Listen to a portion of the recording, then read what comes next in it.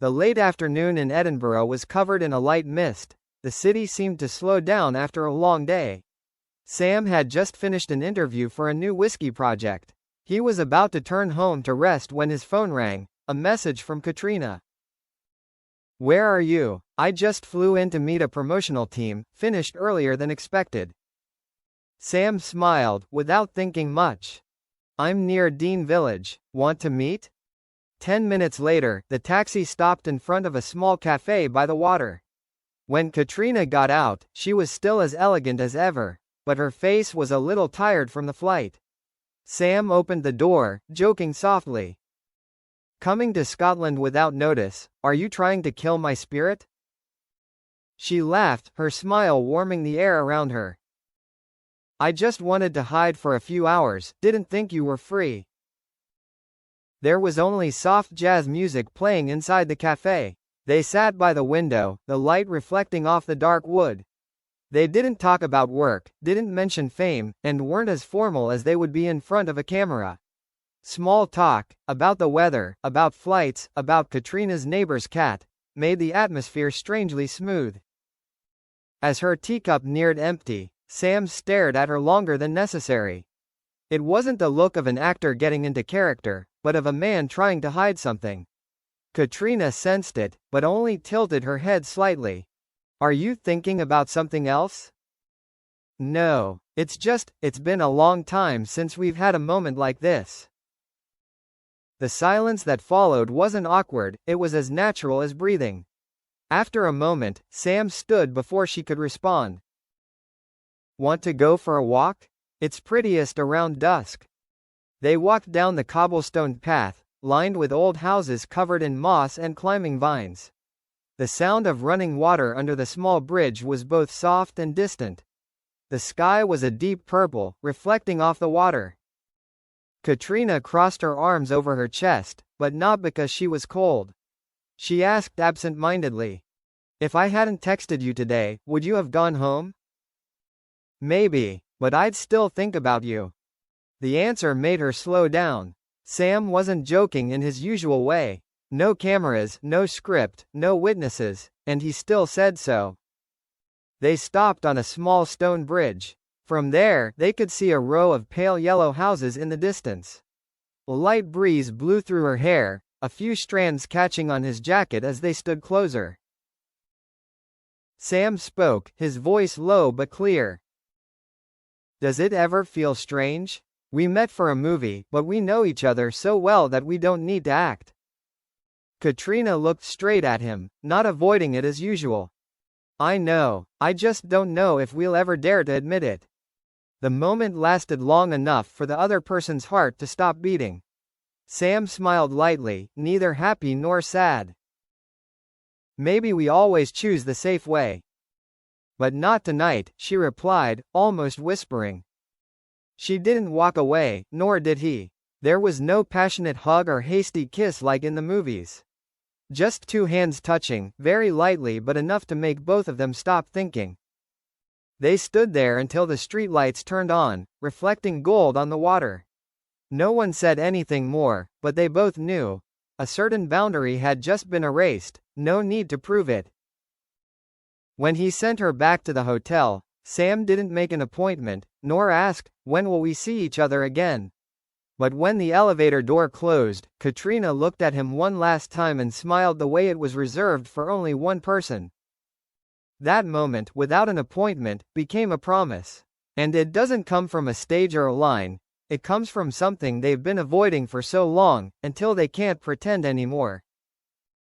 That night, Sam didn't go straight home. He drove slower than usual, as if his mind was still caught up in Caitriona's last glance. The streets were deserted, the yellow lights stretching out in a blur across the windshield.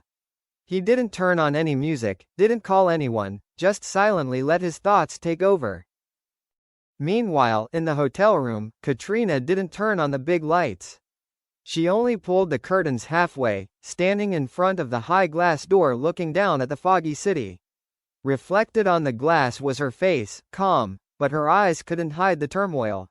She took off her coat, left it loose on the chair, then sat on the edge of the bed, not knowing what to do next other than remember the moment on the bridge. The phone vibrated. Just one text. "I'm home. Sleep early, or I'll blame you tomorrow." Caitriona took a few seconds to text back. "I don't promise. But don't think too much." Sam's only answer was 2 words, "No." The next morning, the sky was overcast, with a light drizzle. Caitriona had planned to fly back to London in the afternoon, but a vague urge prevented her from packing in a hurry. She had no specific plans for the morning, and it was that emptiness that made her heart yearn for only one person. Around 9, there was a knock on the door. She thought it was room service, but when she opened it, Sam was standing there with a paper bag in his hand, his hair still wet from the rain. "I was just passing the hotel, thought you hadn't had breakfast," he said casually, as if it were a given that he was there. She raised an eyebrow. "Passing by?" Sam shrugged. "Passing by, about a 10-minute drive." She didn't ask any more questions. He walked in, put his bag on the table, and took out 2 cups of coffee and a buttered toast. No one spoke much, but there was no awkward silence like between strangers. While she nibbled on her cake, Sam leaned back against the window sill, arms crossed. "Are you leaving Edinburgh this afternoon?" "Maybe. Maybe? I'm not sure I should go right away." Sam looked at her for a few more seconds and then said softly, "Not a suggestion, not a joke. Stay another day. If not for me, then for you." She didn't answer directly. She just sighed, then narrowed her eyes. "So what are you going to do so I don't feel like I've wasted another day?" Sam smiled without avoiding. "Your choice. But I'll come with you." At noon, they left the city, driving to a suburb nearly an hour away. The country roads were damp from the rain, the sky was a pale gray but not heavy. Sam wanted to take her to a place he had visited as a child, an abandoned wooden house near the edge of the woods, little known to many. When the car stopped, Caitriona got out and stared in awe at the scene before her. The mottled grass, the dense, steaming trees, the small hill in the distance still covered in dew. It wasn't as glamorous as the movies, but it felt real, very personal. "I used to come here when I was a kid to hide away from people," Sam said, putting his hands in his coat pockets. "You like to run away too?" "I don't run, I just disappear." The wooden house was closed but unlocked. There was dust inside, but enough light filtered through the windows. Caitriona stood in the silence, turned slowly around, and asked, "If I had known, I think I would have come here sooner." Sam stepped closer to her, only a few steps away. His voice was low but clear. "We're not always ready on time." She looked down at the wooden floor, then looked up. "But today, it seems we don't want to delay anymore." The wind blew through the crack in the door, carrying the smell of damp earth. No one laughed, no one joked.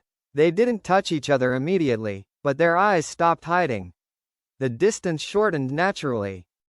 In that moment, everything that had been hanging between them suddenly found a place to settle. It wasn't an explosive climax, but a slow but certain acknowledgement, like a warm fire that didn't need words.